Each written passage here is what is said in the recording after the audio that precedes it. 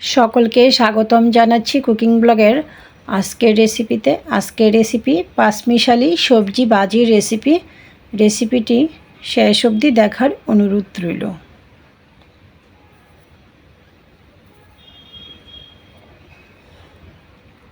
কয়েক রকমের সবজি নিয়েছি, তো আপনারা চাইলে অন্যান্য সবজিও আরও নিতে পারেন। সবজিগুলোকে কুচি করে কেটে নেব। সবজিগুলো কাটা হয়ে গিয়েছে, ভালো করে ধুয়ে নিয়েছি। একটা ছাঁকনিতে পানিটা ঝরিয়ে নিয়েছি।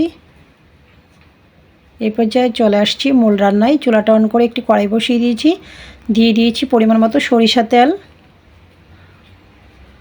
ফোড়নে দিয়েছি তেজপাতা, শুকনো লঙ্কা, পাঁচফোড়ন। নাড়াচাড়া করে নিয়েছি। পাঁচফোড়নটা ভাজি হওয়ার পর দিয়েছি পরিমাণ মতো আদা বাটা, হলুদ গুঁড়া, লঙ্কার গুঁড়া, কেটে রাখা সবজিগুলো,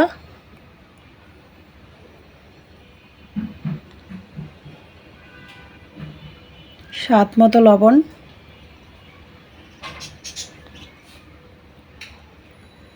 তো খুন্তির সাহায্যে সবজিগুলোকে নাড়াচাড়া করে নিচ্ছি।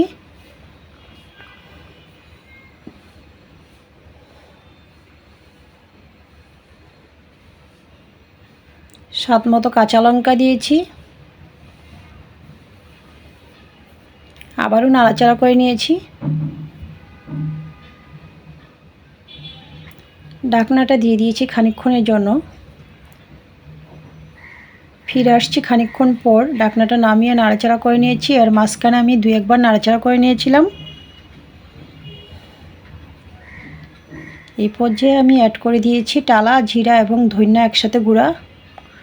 আবারও নাড়াচাড়া করে নিয়েছি।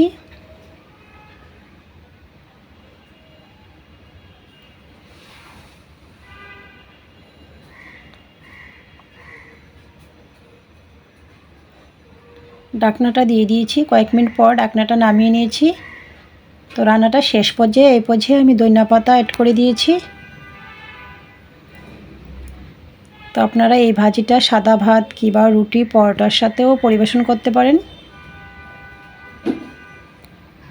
তো রেডি হয়ে গিয়েছে পাঁচমিশালি সবজি ভাজির রেসিপিটি ভালো লাগলে আমার ফেসবুক পেজটা ফলো এবং ইউটিউব চ্যানেলটা সাবস্ক্রাইব করে সাথেই থাকার অনুরোধ রইল। সকলকে ধন্যবাদ।